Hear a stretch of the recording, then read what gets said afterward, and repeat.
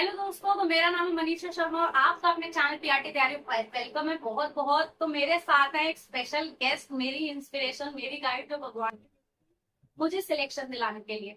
तो ये वो इंसान है जिसने मतलब इतना लंबा सफर देखा कि इतने फेलियर्स के बाद 8 साल के स्ट्रगल के बाद पहली बार केवीएस की जॉब देखी, जहाँ पे समझ नहीं आ रहा था कि ये खुशी से रो रही है कि दुख से रो रही है।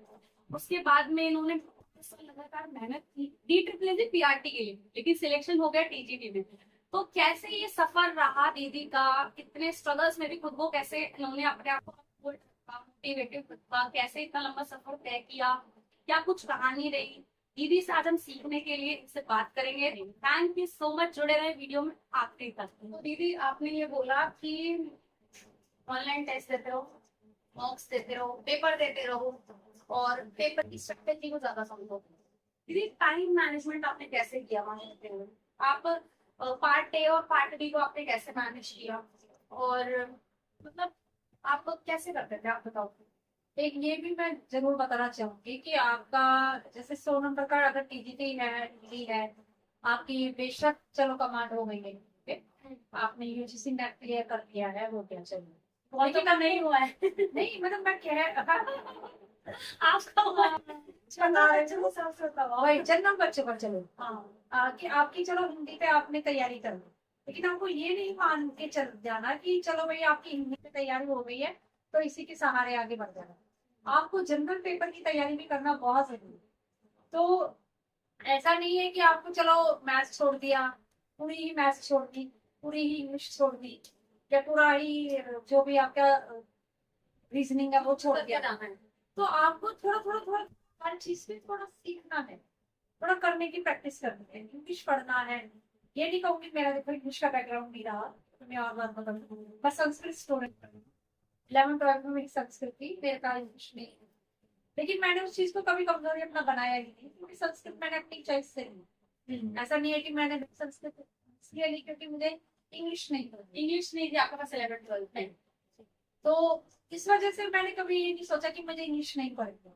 बस सोचती थी कभी ऐसा ना हो कि मैं इंग्लिश का अगर न्यूज पेपर मिल रहा है मुझे या कोई कुछ कह रहा है तो मैं पीछे खड़ी हो जाऊँ कि नहीं मुझे तो इंग्लिश में बोल भी नहीं आती, नहीं।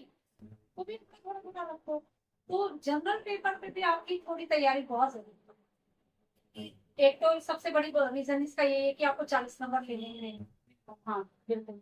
एक तो सबसे बड़ा रीजन ये है कि आपको ना चाहते हुए भी फर्स्ट पेपर की तैयारी करनी ही है। बिल्कुल। अगर आप ये सोचे कि मैं पूरा मैथ छोड़ दूँ और पूरी रीजनिंग छोड़ दूँ और मैं बस हिंदी के सहारे या अपनी सोशल साइंस के सहारे ही आगे बढ़ जाऊँ, तो ये गलत है। आपका संतुलन होना बहुत जरूरी है। और शायद संतुलन की वजह से ही डीएसएसबी ने सोचा होगा कि 40-40 का वो रखूं क्राइटेरिया, ताकि बच्चा एक जो दौड़ है, एक होता है ना कि बाय चांस लेना कि चलो मैंने हिंदी कर लिया मैं कर गया मैं, तो वो ना करके संतुलन बना रहे कि वो बच्चा इंग्लिश में वो मैथ्स बाकी में कर पा रहा है पढ़ाना भी भाई। नहीं है। हाँ नेगेटिव मार्किंग, तो उस चीज से भी निकलना जरूरी है। और मुझे अभी भी याद है मेरे 50 नंबर आए हैं फर्स्ट पेपर में। बिल्कुल। मेरे को तो पहली बार जब मैं तैयारी कर रही थी तब मेरे को पहली बार पता भी नहीं था टीचर का, जब आप मुझे मिले थे। तो उस टाइम मुझे दीदी ने बताया था कि अगर तेरे पेपर अच्छा हो भी गया होगा ना, लेकिन अगर पार्ट बी में तेरे 40 नंबर नहीं आए, होगा नहीं, क्योंकि पेपर मेरा, मैंने बोला था दीदी को, अच्छा गया मेरा पेपर। तो दीदी ने कहा दोनों में ही 40 चाहिए, तो मिनिमम क्वालिफाइंग। तो मेरा दिमाग वहां घूमा। तो बताओ आपको चीज। और बिल्कुल नॉलेज होना, एक प्रिपरेशन से पहले एक बेस वाली जो नॉलेज है कि क्या क्या क्राइटेरिया है, इसमें कितना पढ़ना है, कितना सिलेबस है, कितने मार्क्स लेकर आने हैं, क्या आपका सब्जेक्ट है, आपकी पढ़ाई क्या है, एलिजिबिलिटी आपकी क्या है, ये होना ये सब बहुत बहुत जरूरी है। पता है दीदी, अनावरण से जरूरी है। बहुत टाइम खराब हो जाता है। बिल्कुल। ठीक है, जब आपको पता नहीं होता तो आप जिन लोगों से मिल रहे हो, आप अलग अलग लोगों से बात करो, अलग अलग क्वेश्चंस पूछो। आप कभी हिचकिचाओ मत। मैं शुरू से ही ऐसी हूँ कि मुझे लोगों से बात करना बहुत पसंद है। तो मेरे को दीदी भी ऐसी मिली है और भी जो मुझे लोग मिले हैं वो ऐसे ही मिले हैं। और जब आप रेडी होते हैं ना, तो सामने वाला आपको समझाने के लिए रेडी होता है। जब आप खुद ही सोचते भाई मुझे तो सब कुछ आता है, तो भाई मैं तो यही मान के चलती, मैं वो ले रही हूँ, मुझे नहीं आता कुछ भी, सामने वाले से पूछ लो क्या पता वो कुछ ऐसा बता दे जो हमें नहीं पता। और ये इसी बात से बिल्कुल सही है कि आप जितना ज्ञान ले सकते हो लेने की चाह रखो। ये सोचकर अगर बैठ जाओगे कि मुझे ही सब कुछ आता है और सामने वाले को तो कुछ भी नहीं आता होगा, तो उसी शायद उसी चीज में बचे रह जाते हैं लोग। हम तो बहुत पीछे हैं, कुछ भी नहीं आता हमें, लोग पता नहीं कहाँ कहाँ क्या क्या Right. करते हैं। तो अब आप मुझे बताओ कि जैसे आप बता रहे हो कि आपकी इंग्लिश की नहीं, आर्ट्स के स्टूडेंट हो तो इंग्लिश और मैथ्स तो देख के डर तो लगता ही है, और डर से कैसे डील किया, और इंग्लिश और मैथ्स को कैसे करें कि पेपर क्लियर हो जाए। बिल्कुल, मुझे अभी भी याद है कि मैथ्स के लिए भी मैंने अपनी जो कार किताबें वाली बुक जो थी उस टाइम पे, अभी तो और भी अच्छी अच्छी किताबें आ गई अच्छी थी। किताबें हैं। एक ये भी कहना चाहूंगी कि आप जब किताब खरीद रहे हो तो एक मोटी मोटी सरसरी निगाह किताब को खोल के थोड़ा डाल लो कि हाँ इसमें प्रैक्टिस सेट कैसा दिया गया है। थोड़ा उस वक्त थोड़ा थोड़ा जज कर सकते हो आप किताब को। और मैंने उस वक्त लिया था बीएसएसबी के, मटेरियल थोड़ा ज्यादा हो गया था क्योंकि वो जर्नी मेरी काफी साल की रही थी, तो थोड़ा खरीदती रहती थी। जिसने जो बता दिया खरीद लिया हाँ, हमने। और वही नोट्स भी रहते थे थोड़े।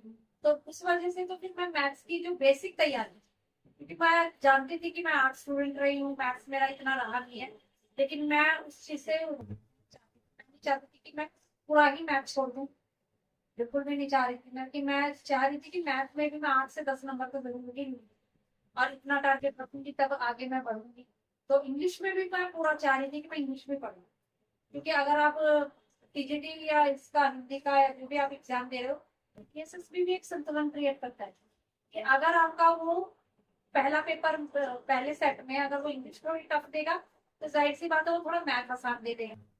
तो आपको ये स्किप करने वाला ख्याल नहीं रखना अपने दिमाग में कि मैं छोड़ के चला दूँ।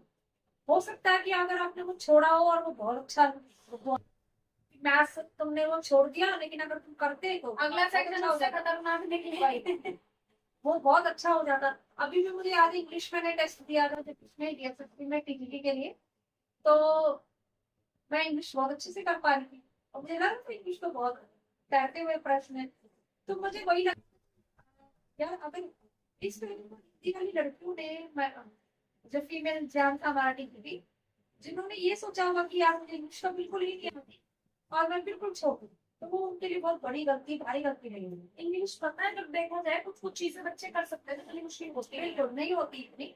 आपको मिलता है ऊपर तैरता हुआ ही आंसर मिलता है। तो थोड़ा math, science, math, general knowledge भी, और अपने जो 5 सब्जेक्ट है, पांचवा हिंदी होता है, तो फिर पकड़ अपनी थोड़ा थोड़ा बनाए, ऐसे बनाए। कम समय में उनमें कम समय में आप प्रैक्टिस, वही मैं कहना चाहूंगी, आपने धीरे कोई धीरे ऐप यूज प्रैक्टिस के लिए सिर्फ बुक्स? फर्स्ट पेपर के लिए तो मैंने ऐप भी, जैसे जो ऐप हमारे प्रैक्टिस सेट्स के होते हैं, यूट्यूब चैनल से मैंने पढ़ाई की थी, उसमें देखे थे मैंने। और प्रैक्टिस के लिए जो टेलीग्राम पे काफी आपके आते हैं, तो टेलीग्राम पे भी बहुत अच्छे अच्छे आपके प्रैक्टिस सेट आते हैं, तो उन पे भी करो। उनमें भी आप अपनी पकड़ बनाए रखो। टेलीग्राम पे मैं ये कहना चाहूंगी कि उसमें आपको तैयारी के लिए ना वो क्वेश्चन देते रहते हैं कि शाम को टेस्ट हो जाएगा, और वो भी आप ज्वाइन कर सकते हो।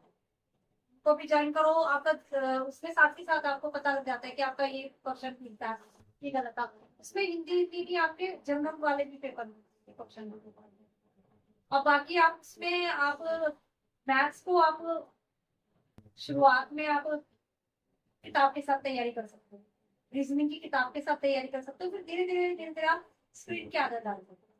पहले अपने बेसिक कॉन्सेप्ट सही करो, पहले क्वेश्चंस करो। पहले बेसिक कर लो, क्योंकि आप मैथ, साइंस, इंग्लिश के लिए थोड़ा नए हो, तो उसमें मैं कहूंगी कि पहले अपना थोड़ा बेस थोड़ा स्ट्रॉन्ग कर लो, उसके लिए थोड़ा टाइम लग जाएगा, लगाओ, लेकिन वो थोड़ा स्ट्रॉन्ग करो। क्योंकि अगर आप ये मान के चल रहे हो कि नहीं मैं तो हिंदी ही करके कर लूंगी, मैं तो सोशल साइंस ही करके कर, और मैं बस साइंस ही पढ़ के कर लूँ, तो ऐसा नहीं हो सकता। दीदी कुछ बच्चे मुझसे पूछते हैं दीदी कोई बुक बता दो टीचर टेस्ट के पेपर क्लियर करने के लिए, तो आप क्या कहना चाहोगे कि क्या एक बुक सफिशिएंट होती है या हमें अलग अलग रिसोर्सेज का यूज करना होता है? आपने कौन सी बुक्स का यूज किया नीट प्लस बी टीजीटी के लिए? पीआरटी तो आपने काफी, अब मैं पीआरटी में नहीं लगना चाहती, लग चुकी हूँ, आपने बड़ा रोल सोचा। तो आप बताओ कि आपने कौन से बुक्स रिसोर्सेज का यूज किया, ताकि जैसे मान लो कि मेरे को टीजीटी तैयार करनी है, तो मैं कैसे क्या यूज करूँ, मुझे कुछ भी नहीं पता, आप मुझे बताओ।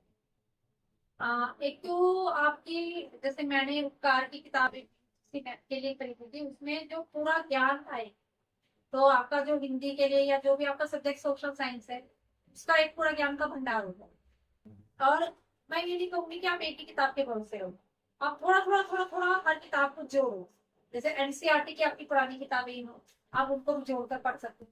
और थोड़ी आपको जो भी किताब ऐसी लग रही है कि इसमें प्रैक्टिस सेट अच्छा है, आप प्रैक्टिस सेट वाली किताबें खरीद सकते हो। तो एक ही किताब ना कह के मेरे पास तो काफी सारी किताबें थी, थोड़ा थोड़ा कर ली। जैसे उपकार की, अरिहंत की, ये अच्छे पब्लिशर्स हैं, इन्होंने अच्छी किताबें लॉन्च की हुई हैं। और अभी भी अब नए पब्लिशर्स आ रखे हैं बहुत सारे मार्केट में, अब तो बहुत सारी भीड़ है। तो अच्छे पब्लिशर्स की किताब आप देख लेंगे और उनमें से प्रैक्टिस करना शुरू कीजिए। और प्रैक्टिस के से पहले अगर आप बिल्कुल नए हो, आपको ये लग रहा है कि मैं प्रैक्टिस से पहले थोड़ा सा अपना करना चाहती हूँ ब्रेक, अपना बेस, तो वो किताबें भी आती है जिनमें आपका लाइनिंग फॉर्म में एक लाइन में आपको वन लाइनर क्वेश्चन दिए होते हैं कि फटाफट फटाफट आप पढ़ दो। और याद तो देखो, रटने वाली चीज तो आप नहीं कर पाएंगे स्टेज पे, और रटना भी नहीं चाहिए क्योंकि वो फिर लास्ट में आप भूल ही जाएंगे। तो धीरे धीरे समझो, पढ़ो। और वही है, जैसे ही वो उनको थोड़ा आप पढ़ दो, फिर आप क्वेश्चन पे आओ। और क्वेश्चन, एक ही क्वेश्चन को अगर बार बार आप देखेंगे तो वो पक्का हो जाएगा। रिवीजन रिवीजन आपका बार बार बहुत जरूरी है। रिवीजन करो। तो अब हम बात करते हैं कि टाइम मैनेजमेंट। अभी तक हमने बात की कि आपने केवल सिर्फ पेपर का टाइम मैनेजमेंट नहीं, आपने वहां आके कैसे अपना पढ़ाई का टाइम कैसे मैनेज करते हैं, कितनी देर आप वहां पे देते थे पढ़ाई को, कितना देना चाहिए। आप एक बच्चों को बताओ कि केबी में रह के भी तैयारी हो सकती है अगर करना चाहो तो। कौन कौन सी चीजें हैं जो हमें वहां नहीं, कौन कौन सी चीजें हैं जो करनी है। जैसे मुझे किसी ने सजेस्ट किया था कि अगर कोई पूछ रहा है ऐसा तो उसको बोलो कि जो जैसे सहेली होती है हमारी बनी जाती है परिवार, तो आपको गॉसिपिंग टाइम कम करना है, आपको अपना वो स्टडी टाइम बढ़ाना है। तो आप बताओ कि ऐसी कौन सी डूज और डोंट्स हैं वहां रहने के बाद अगर आपको डे टू डे सिलेक्शन लेना है, चाहे वो पीआरटी है चाहे टीजीटी है, तो कैसे वहां पे रह के टाइम मैनेज करो उस वाला, पढ़ाई वाला नहीं, पढ़ाई के लिए सारे काम बिल्कुल, एक तो आपका सेल्फ मोटिवेशन होना बहुत जरूरी है। एक थके भी होते हो आप, तो और अकेले भी होते हो उस टाइम, तो आपको कोई कहने वाला नहीं है कि पढ़ाई कर लो। तो एक आपको फिक्स करना है कि हाँ मुझे पढ़ना है, तैयारी करनी है, थोड़ा थोड़ा करके करो।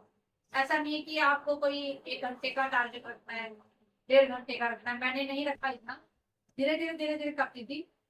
एक सेल्फ मोटिवेशन होना बहुत जरूरी है। वो मोटिवेशन कहाँ से लाएंगे दी। वो अ, आप बताओ कि आपके लिए क्या काम किया जिससे आप मोटिवेटेड रहते थे, मतलब क्या रीजन था ऐसा। रीजन, एक तो देखो कोरोना पीरियड, कोरोना का काल जो मेरा बीता हमारा, बहुत ही बुरा काल रहा वो बहुत लोगों के लिए। तो इस कोरोना काल में भी मुझे एक स्ट्रेस वाला वातावरण मिला था कि घर पे नहीं जाने दे रहे हैं और वहां रहकर आपको एक कमरे के अंदर बंद रहना है, आइसोलेट रहना है। और क्योंकि तुम दिल्ली से आए हो, तो आइसोलेट रह के तुम्हें क्या करना है। ऑनलाइन क्लासेस होती थी बच्चों की, वहां रह के पढ़ाना भी होता है, और फिर अपना खुद का घर भी मैनेज करना होता है, क्वार्टर में रह के मैनेज करना होता है, और तुम्हें अपना जो अंदर का जो मोटिवेशन है वो भी रखना है। तो उसको रखते हुए जब मैंने तैयारी करनी शुरू की, तो मेरी जो, मैं एक बार, मुझे याद है, स्ट्रेस में आ गई थी जब अब मैं घर से भी आई थी। और मैंने सोचा कि यार मैं यहाँ कैसे रहूंगी, क्योंकि यहाँ तो बंद हो गई हूँ मैं घर से, जी हाँ, बाहर जाना। तो मुझे याद है, मेरी जो मेरे साथ मेरी कलीग है, वो मेरे साथ वाले क्वार्टर में रहती थी, लेकिन फिर भी हम मिल नहीं पा रहे थे आपस में, क्योंकि हम आप आइसोलेट दिल्ली से आए हो तो हाँ, कभी कोरोना ना फैला हुआ ऐसे वाला misconception। तो उस चक्कर में मैं बहुत ज्यादा ये हो गई थी। मैंने कहा यार, और ऐसे में जब आपको बहुत ज्यादा बिल्कुल स्ट्रेस वाला वातावरण हो जाता है, तो उसने मुझे फोन किया और उसने कहा कि देखो इनकी अपने ये भी टाइम है जब तुम अपने आप को आगे बढ़ा सकते हो।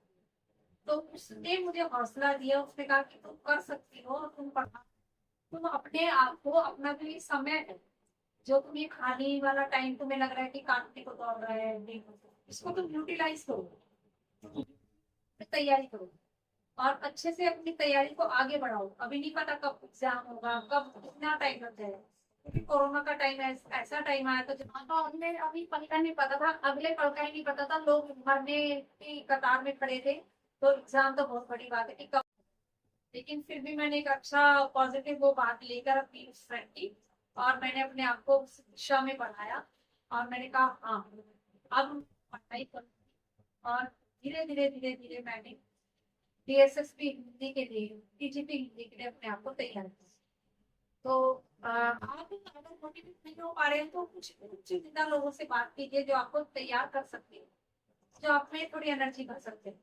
नहीं पढ़ पा रहे तो आप एक वीडियो देखिए, अच्छा कुछ म्यूजिक सुन लीजिए, कुछ पॉजिटिव चीजें देख लीजिए, ताकि आपका जो दिशा है वो पॉजिटिव सकारात्मकता की हो जाए। उन लोगों से कम आपको नकारात्मकता की होनी चाहिए, उन लोगों से दूर रहे जो तुम्हें नकारात्मक जो, अरे कि अरे यार केवी में रह के कहाँ जॉब मिलेगी, नीट होता है, नीट प्लस में हाँ। कंपटीशन बहुत है, पेपर बहुत टफ है। तो दीदी ऐसे बहुत लोग मिलते हैं जो आपको डिमोटिवेट करते हैं, शुरू में हंसते भी हैं, मजाक भी बनाते हैं, अरे क्या तू भीड़ में घुस पड़ी है, तू कैसे करेगी, या कुछ भी जो भी मजाक बनाते हैं, या समाज इस तरह से किसी की जॉब लगते तो उसके घर वाले शादी के लिए प्रेशर दे रहे होंगे, या कुछ भी होगा। तो वो सारी चीजों से कैसे डील करना है, खुद को कैसे इन्फ्लुएंस ना करके पढ़ाई करनी है।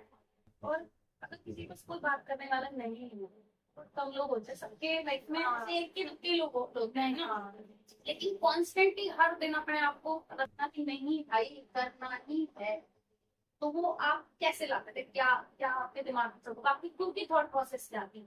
आपका ऐसा कौन सा कोट है जिसका आप जीते हो? जैसे मैं एग्जाम्पल ये बोलती हूँ ताकि आपको ज्यादा बेटर समझ आए, कि मेरे को ऐसा लगता है give your best and forget the rest. आप दिन में जो भी बेस्ट कर सकते हो अपने आप को ऊपर उठाने के लिए तो करो, बाकी भगवान पे छोड़ दो। अगर मैं भी पॉडकास्ट रिकॉर्ड करती हूँ तो मैं अपनी 100% एनर्जी डाल दूँ कि मेरी तरफ से यही बेस्ट है, ठीक है, और मैं घर जाके सोचूंगी क्या गलती करूँ। तो आपके दिमाग में भी एक लाइन चलती है ना, जैसे मेरे को आपको देख के याद आई, हार्ड वर्क बीट्स टैलेंट। हाँ। तो आप प्रॉपर हो नहीं हो कोई फर्क नहीं पड़ता, बट इफ यू कंसिस्टेंटली अगर लगे लगे रहो तो हो जाएगा। तो मेरे को अंदर से डर लग रहा था कि डी ट्रिपल एस डी मुझे तैयारी करनी पड़ जाए, तो मतलब डर लग रहा था, लेकिन आपकी बात सुन के लगा कि नहीं नहीं हो जाएगा, मेहनत करो तो हो जाएगा। तो आप बताओ कि आपका क्या फंडा है, क्या फिलोसफी है? देखो मेरा एक तो मेरा ये रहा है शास्त्र दर्शन के ज्ञान में कि मुझे हार ना मानने का एक जिद होती है, कि अगर मैं फेल हो रही हूँ तो मैं अपने आप को कहती हूँ कि इनकी अभी और मंजिल बाकी है, अभी है, अभी तुम कर सकती हो, और करना है, हार नहीं मानती। तो वो एक ऐसी चीज अपने दिल से अपने मन से कहनी पड़ती है कि नहीं तुम अभी और आगे बढ़ सकती हो, हार नहीं माननी। तो वो एक पॉजिटिविटी अपने दिल से अंदर से बहुत जरूरी है, उसी पॉजिटिविटी को कभी खत्म मत होने दो अंदर से, और कहो कि नहीं मैं अभी नहीं हारी हूँ, मुझे और आगे बढ़ना है, मुझे मैं जा आने ही वाला है रास्ता, बस अभी जरा सी देर, कोई बात नहीं, थोड़ा और चलना, बस थोड़ा थोड़ा सा करके उल्लू बना बस लो। थोड़ा सा हो। अब उल्लू बनना जरूरी है अपने आप को, क्योंकि वो उल्लू बनने के बाद ही आप एक सक्सेस को प्राप्त कर पाओगे। और कभी अपने आप को ये मत कहो कि नहीं बस खत्म। सीटेट के टाइम पे भी, बीएड के टाइम भी, और केवीएस के टाइम भी, और फिर अपने नजर से के खुद को टाइम भी पे देखो, ये आप कह सकते हो कि कि अपने अपनी जो अंदर की जो एक आवाज है उसे कभी मरने मत दो, और ये कहो कि नहीं मैं अभी और चलूंगी, अभी थोड़ा और बात, थोड़ा सा ही तो रह गया है, अभी और जाना है, बस कोई बात नहीं, अगर यार कोई बात नहीं और थोड़ा सा चलना, लोगों की नहीं सुननी है, तुमसे नहीं हो रहा है, नहीं क्यों नहीं हो जाएगा। वो शायद अपनी बात कर रहे हैं, हाँ शायद अपनी वो आपकी बात नहीं कर रहे हैं। अगर आपको कोई बाहर से बोल रहा है कि आपसे नहीं होगा या छोड़ना है बहुत मुश्किल होता है, तो शायद वो चीज उसके लिए मुश्किल है, शायद वो नहीं कर पाएगा, शायद वो उसका खुद का डर है। आपको बाहर वालों की बात अपने ऊपर नहीं लेके आनी, मुझे ये लगा। आपको दूसरों की बात, दूसरों की नजर से आपको खुद को नहीं देखना। आप दीदी की जैसे मुझे बात समझ आइए कि आपको अंदर से क्या लगता है, अगर आपके अंदर से आवाज आ रही है ना मैं कर लूंगी, तो आप कर लोगे, राइट? तो ठीक है। तो कितने घंटे आप केबीएस में पढ़ते थे? मैं मुझे याद है खाना खाने के बाद, और कभी कभी मैं खाना स्किप करती थी क्योंकि नींद आ जाती है इससे, लेकिन ऐसा नहीं कहूंगी कि भूखे रहकर पढ़ाई करो, थोड़ा थोड़ा खाते रहो पीते रहो, चाय पीते रहो और करते रहो तैयारी। और अब मैं 9 बजे अगर मैं पढ़ती थी तो लगभग 12 और फिर मैं सो जाती थी, क्योंकि मुझे सुबह उठ के भी पढ़ना था। तो इतना नहीं कि बिल्कुल एकदम रेस्ट की ना, वो नहीं होना चाहिए कि अगर आप 9 बजे अगर लगे वो पढ़ाने वो पढ़ते हैं अपना फोन से, स्क्रीन से मैं ज्यादा पढ़ती थी। क्योंकि मैंने जब किताब के बाद फिर मैंने हर बार ये करके आधा आधा टाइम बांट लिया कि पहले मैंने उपकार की किताब उठाई, सारा पढ़ दिया, देन फिर मैं अपने फोन से अपनी स्क्रीन में क्वेश्चन सॉल्व करती। तो वो एडिक्शन बना लिया था कि फोन से जब भी फोन खोलूंगी तो मुझे क्वेश्चन भी अटेम्प्ट करना, वीडियोस आती रहती थी मेरे पास, सजेशंस भी, जैसे अब आप कर रहे हो तो आपके फोन में भी वही चीजें आनी शुरू हो जाती हैं, और सिलेक्शन भी आप कर लेते हो कि हाँ मुझे ये वीडियो या ये क्वेश्चंस मुझे सही लग रहे हैं, मैंने ये कर। और आप धीरे धीरे जैसे जैसे करते जाते हो तो आपको लगता है कि अच्छा 20 में से चलो आज 8 नंबर आए हैं, अगले दिन आपके 10 आएंगे, तो आपको मोटिवेशन कौन से कुछ दिक्कत है। और अगर नहीं भी आ रहे हैं तो कोई बात नहीं, वो जो नंबर नहीं आए जहाँ गलत हुए वहाँ पे सीखने को मौका सीखने मिलेगा का, और और वही मुझे चीज लग रहा है। है कि वहाँ पे आपको पता चल रहा है क्वेश्चन आपको ये सिखा रहे हैं कि ये पढ़ना है। ठीक है, तो अब हम बात करते हैं बहुत इम्पोर्टेंट चीज की, कि आप ये बताओ कि कैसे आपको फील होता है अब टीचर क्लास में टीजीटी बनने के बाद। अ, बहुत अच्छा लगता है। और वही तो मैं एज ए टीचर, मुझे सबसे ज्यादा अच्छा, किसी के जर्नी को देखते हुए सबसे ज्यादा खुशी मुझे तब होती है जब मैं क्लास में जाती हूँ और बच्चे बहुत अच्छा जाते हैं, खुश हो जाते हैं। और अभी भी मुझे याद है, जैसे मेरे लगी है मेरी टीचिंग एक्सपीरियंस, तो वो बच्चे मुझे ये बोलते हैं पीछे कि अपने फ्रेंड्स को कि देखते ये मैडम जा रही है ना, ये मुझे बहुत अच्छी लगती है, ये मैडम मुझे बहुत पसंद है। तो मैं ऐसे बोलती जो देखती हूँ ना, तो वो बच्चे होते हैं जिन्हें मैं पढ़ा भी नहीं हूँ, जिनकी मैं टीचर भी नहीं हूँ, ये बड़ी हैरानी होती है मेरे को, इनको तो मैं पढ़ाती भी नहीं। आपकी एनर्जी ऐसी है तो वो बच्चे, वो एक वाइब्स मिलती है बच्चों से, और वो खुश हो जाते हैं और कहते हैं कि मैम आप बहुत अच्छे हो, आप है ना बिल्कुल भी नहीं डांटते हो, आप है ना बहुत प्यार से हमें बोलते हो। और मैं वो एक अपना जो चाइल्डहुड है वो बच्चों में जीती हूँ। एक टीचर का एक अच्छी प्रोफेशन इसलिए भी मैं कहूँगी कि अपना बचपन जीने का फिर से मौका मिलता है। बिल्कुल। और बचपन वो आप जब तक रिटायर नहीं हो जाते तब तक आप उस बचपन में एंटर रहते हो। और बच्चे भगवान का रूप होते ही हैं अगर आप समझे तो। और उन्हें वो चीज दे पाओ, वो बहुत गरीब घर से आते हैं, बहुत मतलब ऐसे सिचुएशन से आते हैं बच्चे जो नहीं कर पाते। आप उनको धीरे धीरे समझो, बच्चों को वो दे पाओ, दे पाओ कि आपको अंदर से संतुष्टि हो कि हाँ मैंने जो किया और बच्चे ने वो लिया अच्छे से। अभी भी जैसे मैं हम पढ़ाते हैं बच्चों को तो वो कर पाते हैं, जब आप पेपर चेक कर रहे होते तभी फील कर पाते हो कि हाँ जब मैंने पढ़ाया, जब मैंने समझाया तो बच्चे कर पाते। हाँ समझने वाली चीजें वही जो आपको लगता है कि मैंने इनको सिखा दिया, मैंने इनको आ गया, या मैं इनको किसी काबिल बना पाई। कमाल। हाँ बच्चे बहुत, वो एक वो बहुत सकारात्मक एक अंदर से वो देता है कि हाँ जिस दिशा में मैं बढ़ रही थी आगे वो मेरा पूरा हो गया। तो दीदी एक मजेदार चीज बताओ, जैसे अब लोगों को पता चलता है आपका टीवीटी में सिलेक्शन हो गया, कैसे कैसे रिस्पॉन्स रहते हैं, आपको कैसा फील होता है जब लोग रिएक्शन देते हैं? किसी का अच्छा होता होगा, किसी का बुरा होता होगा, चलते होंगे क्या, तो वो भी बताओ थोड़ा सा ताकि लोगों को पता चले कि आपके भी सबके साथ ये वाली चीजें होती हैं। नहीं एक तो थोड़ा अच्छा ही रहता है। अब मेरे जो फ्रेंड्स है, जो केवीएस के ही फ्रेंड है जिनका अभी टीजीटी में नहीं हो पा रहा है, वो भी मुझे फोन करते हैं। अब कल ही मेरी फ्रेंड का फोन आया, उससे कहा कि रिंकी मुझे बता मैं कौन सी किताब पढूं, क्या मैं करूं ताकि मैं मतलब इसी जॉब के साथ रह रह के और पढ़ाई भी करूँ, करना है। उसे वही कह रही थी कि मैं तुझे अच्छे से बताऊंगी क्योंकि मेरी वीडियो आने वाली है, उसी में सुनना। हाँ उसी में सुनना कि कैसे तुम्हें तैयारी करनी है, कैसे स्क्रीन के सामने तुम ज्यादा से ज्यादा अपना देखना है। क्योंकि अब आज का टाइम ये हो गया कि फोन लोग लेते ही लेते हैं, और आप छोटे से बच्चे से लेके बड़े भी फोन में 1 घंटा 1.5 घंटा खराब कर देते हैं। तो आप उसे खराब क्यों करो, पॉजिटिव तरीके से यूज करो, तो ये आप सही इस बात टाइम को है। क्यों खराब करो, जब तुम आधा घंटा 1 घंटा तुम फोन को वैसे भी तो चलाने की यूज कर रहे हो। उसके लिए तो आपको वही है ना कि आपको ये दिमाग में रखना है कि आपका गोल क्या है, आपको किसी भी हालत में भटकना नहीं है भटक, कि लेफ्ट राइट लेफ्ट। तो आप अच्छी बात है कि आप फोन भी ले रहे हो तो फोन से आप अच्छा कुछ सीख रहे हो। तो आप ये बताओ कि टीम टू प्लेस में टीजीटी की सैलरी कितनी बढ़िया है आर्टिस्ट? ग्रेड पे वही बढ़ता ही जाता है। अच्छा, केवीएस का एक्सपीरियंस आपका टीजीटी में जुड़ा है या नहीं जुड़ा है? मैं नहीं जोड़ पाई उससे। अच्छा। क्योंकि टीवीएस में अभी रूल जब मैंने किया था तो उन्होंने रूल नहीं निकाला था कि आपको एनसी नहीं। हाँ, तो ये भी एनओसी वाला टॉपिक बहुत इंपॉर्टेंट है।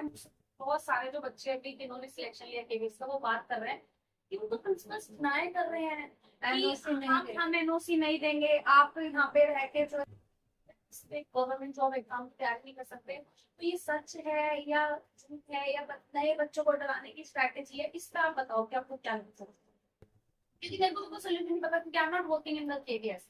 ठीक है, तो आप बताओ कि बच्चों डरे या एनओसी बिना लिए ही पेपर दे दें, क्या डिसीजन होना चाहिए बच्चों का? आप बताओ। अगर बच्चा पीआरटी या टीजीटी कुछ भी देना चाहता है, देखो डरने की तो कोई जरूरत है ही नहीं। एनओसी अगर एनओसी नहीं भी मिल रही है तो आप उसको स्किप करके आप उसको छोड़कर आप नए सिरे से आप ज्वाइन कर सकते हैं। अगर दिल्ली आना है तो दिल्ली आना। हाँ, ठीक है। तो देखो दीदी यही बोला, कोई दिक्कत नहीं है, नहीं दे मतलब मत दो। तो अगर आप वही है, अगर आप जबरदस्ती वो लेंगे वो देंगे नहीं और हम इस वजह से अपना करियर छोड़ दें तो ये तो बेवकूफी होगी। तो आप उसको स्किप कर दीजिए, छोड़ दीजिए और आप यहाँ ज्वाइन कर दीजिए। अगर आप टेक्निकली आ रहे हो तो बहुत अच्छी बात है, क्योंकि टेक्निकली भी कुछ लोग हैं, बट वही डिपेंड करता है कि वो एका दुक्का कोई केवी होते हैं जिनके प्रिंसिपल्स आपको सपोर्ट कर देते हैं। अदरवाइज केवी में नहीं देते हैं, क्योंकि वो इसी वजह से नहीं देते हैं, उनको कोई है कि हर साल एम्प्लॉई घट रही है एम्प्लॉयमेंट की, और फीमेल ज्यादातर छोड़ देते हैं। क्योंकि लोगों को भी मुश्किल होता है ना, मुश्किल होता है वो बार बार ट्रांसफर करना, फिर वो वर्कलोड और बहुत सारी चीजें। तो आप एक बार बच्चों को बताओ अपनी सैलरी के बारे में, और सैलरी आने के बाद कैसा फील होता है, और लड़कियों के लिए फाइनेंशियली इंडिपेंडेंट होना दीदी क्यों जरूरी है? आप ये बताओ कि मैं नहीं समझा सकती, मतलब मैं बोलूंगी तो बोलूंगी, लेकिन मैं अपने तरीके से नहीं समझाना चाहती। मैं कि आप मेरे से बड़े हो, समझदार हो, ज्यादा एक्सपीरियंस हो, तो आप अपने तरीके से समझाओ कि क्यों जरूरी है लड़कियों के लिए अपने पैरों पे खड़े होना और पैसे कमाना, और क्यों जरूरी है इंडिपेंडेंस फाइनेंशियली? बिल्कुल। एक तो आज के समाज की का जो है इसमें नारी और पुरुष कोई अलग नहीं रह गया है, और लेकिन उनमें भी ये आत्मनिर्भरता आज के टाइम में होना बहुत जरूरी है। बहुत सारे केसेस ऐसे आ रहे हैं, औरतें जो गरीब होती हैं। अभी भी मैं कह मतलब अपना ही एक्सपीरियंस बताऊंगी कि मेरे स्टूडेंट्स हैं, पीटीएम हुई, तो पीटीएम के दौरान बच्चों की मम्मियों ने कहा कि दो दो लड़कियों की एक ही पीटीएम में दो लड़कियों की मम्मियों ने क्या कहा, 10वीं की लड़कियों की मम्मियां तो अब उस एज की नहीं रही होंगी कि वो कुछ पढ़ लेंगी, कुछ कोर्स कर लेंगी। उन्होंने क्या कहा कि जी मेरा बच्चों का आधार कार्ड नहीं बनवा पा रही हूँ और रो रही है वो, मैं अपने बच्चों का ये काम नहीं करवा पा रही हूँ, मैं क्या करूँ। एक एक और लेडी कह रही कि मैं अब काम कर जाऊँ, क्या काम मिलेगा। तो ये एक ऐसा जो एक आता है वो हम नहीं डिसाइड कर पाते, मतलब नहीं हम किसी को भी ये नहीं कहूंगी कि औरतों के साथ ऐसा ही हो, भगवान करे ऐसा किसी के, लेकिन हमें नहीं पता ना, लेकिन समय हमें कैसा नहीं है। पता है कि समय कैसा आ जाए, समय बहुत बड़ा बलवान होता है। तो लेकिन उस समय ना भी आए तब भी जब आप अपने हाथ में अपने पैसे से अपना खर्चा और अपने घर वालों के साथ भी अपने पैसे बांट रहे हो, अपना जो दे रहे हो, वो एक बहुत ही सेल्फ देता है। बहुत अच्छा लगता है जब आप अपने घर वालों को सपोर्ट करते हो। ठीक है, एक अलग ही कॉन्फिडेंस और एक जो आपका वो है ना आधार वो बनता है। एक आप किसी को बोझ भी नहीं हो, बिल्कुल किसी को बड़ा जोर पड़ रहा हो तो कुछ खिलाने पिलाने या रखने में करने। क्योंकि आज की एक समाज की एक बहुत औरतों को पढ़ाएंगे नहीं, कोर्स नहीं कराएंगे, लेकिन उनसे उम्मीद यही की जा रही है आज के टाइम में कि वो अपना खर्चा खुद चलाए। ये बहुत ही नेगेटिविटी आ गई है लोगों अगर में। आप देखो, मतलब मेरे पेरेंट्स तो बहुत अच्छे हैं, लेकिन सम ऑफ द पेरेंट्स जिनको मैंने देखा है वो इतनी गंदी लैंग्वेज में औरतों को बोलते हैं, मैं ही तो कर रहा हूँ, तुम जाके देखो ना, एक बार कमा के देखो ना, आके देख, ठीक है। और वो इसको एहसान की तरह दिखाते हैं कि हम आपको खिला रहे हैं, हम समझ रहे हैं कि आप खिला रहे हो, लेकिन औरतों को मौका दो, वो भी कर लेंगी। तो मैं आप लोगों को सबको यही बोलूंगी कि आप अपने लिए करो, आप किसी के लिए नहीं करना, आपको अपने लिए करना। अपने खर्चों को ना खुद कर सको, आपको किसी के आगे पैसों के लिए बोलना ना पड़े, अपने मन को ना मारना पड़े। मन को मुझे ये लगता है कि जब हम नहीं करते ना तो आप 10 बार सोचना पड़ता है, बोलूं ना बोलूं, घर में इतनी परेशानियां चल रही हैं, ये वाली चीजें हैं। और आप दीदी अब फाइनल टिप्स आप ये बताओ कि आप बच्चों को क्या सजेशन, क्या टिप्स क्या देना चाहोगे, या आपका कोई लाइफ का टाइम आपको लगता है, कुछ भी कोई कुछ भी सजेशन आपको लग रहा है देना है तो आप बच्चों को दे सकते हो कि ये वाला आपको लगता है, आप बताओ। ओके, तो फ्रेंड्स सबसे पहले तो यही है कि आपको, अगर आप बिल्कुल नए हो तो आप थोड़ा अपना धीरे धीरे तैयारी करना शुरू करें। ऐसा नहीं है कि एकदम से ही भारी भारी किताबें लेके बैठ जाओ और आप स्ट्रेस में आ जाओ कि अरे यार इतना मैं कैसे कवर कर पाऊँ, भाई इतना सारा है, नहीं हो पाएगा। कोई बात नहीं, हो जाएगा। धीरे धीरे धीरे धीरे अपने आप को तैयार करो, अपनी जो सेल्फ, जो अंदर की जो शक्ति है उसे जगाओ, और धीरे धीरे धीरे धीरे उस तैयारी की ओर बढ़ जाओ। और ऐसा भी नहीं है कि आप एग्जाम आने की डेट क्या ही तैयार हो करना है, वेट, ऐसा करोगे तो फिर वही है, फिर आपको फिर से वही प्रेशर फील होगा कि यार अभी 1 महीना ही बचा है, मैं इतना सारा कैसे करूँ। उससे पहले ही अपने आप को तैयार करो, ताकि जब पेपर की डेट आ जाए, 1 महीना, 1.5 महीना, 2 महीने, तो उससे पहले ही सिर्फ आपके लिए रिवीजन के लिए टाइम हो जाए कि हाँ मैंने ये थोड़ा थोड़ा तो पढ़ाई हुआ था, अभी मुझे रिवाइज करना है। और अपने आप को जो सेल्फ मोटिवेशन है वो कभी मत जाने दो, अपनी बातें सुनते रहो, अपना हौसला कभी मत खो, और हमेशा अपने आप को ये बोलो कि यस मैं कर सकती मैं हूँ, कर सकती हूँ। मैं कर सकती हूँ, और मैं करके दिखाऊंगी। बहुत अच्छी बात बोली आपने। और आपको क्या लगता है कि मेरे लिए कोई सजेशन हो आपके पास, मैं भी अपना सजेशन फीडबैक ले लूं कि आपको क्या लगता है मुझे और क्या करना चाहिए, कैसे करना चाहिए पॉडकास्ट जो अपने प्रोफेशनल जर्नी, जो भी आपको लगे बड़ी दीदी होने के नाते बता दो। देखो मनीषा तो बहुत अच्छा कर रही है, और आप सबके लिए कितना ही एक फ्रूटफुल काम कर रही है, और ताकि आप सबका सिलेक्शन हो पाए, आप वो वाला जो एक मोटिवेशन होता है वो मिल सके आपको। और इसलिए thank you so much Manisha. और कितने ही बच्चे ऐसे हैं जो नहीं समझ पा रहे हैं कि हम कैसे तैयारी करें, कैसे क्या हो, कौन हमें गाइड करे, तो ये आपको गाइड करने के लिए मनीषा है ये हमारी, और बहुत प्यारी बच्ची है। भगवान करे ऐसे ही इसको को तरक्की मिले, प्रिंसिपल बने, वाइस प्रिंसिपल बने, फिर हम कहें कि हाँ ये हमारी बच्ची है। तो और मोटिवेशन लेते रहे, और ये इसका वही है, चेहरा ही मोटिवेशन है एक हमारे लिए। तो बड़ी खिलखिलाने वाली, हंसने वाली। जब मैं भी मिली थी इससे पहली बार तो मुझे बहुत अच्छा लगा था, और बहुत ही पॉजिटिव वाइब्स।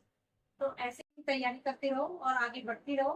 अभी पीआरटी हो, जल्द ही प्रिंसिपल भी बनोगी। उसके लिए पहले टीचर बनो। हाँ टीजीटी भी बनो, धीरे धीरे धीरे। दीदी के लिए मैं कुछ बातें बोलूंगी।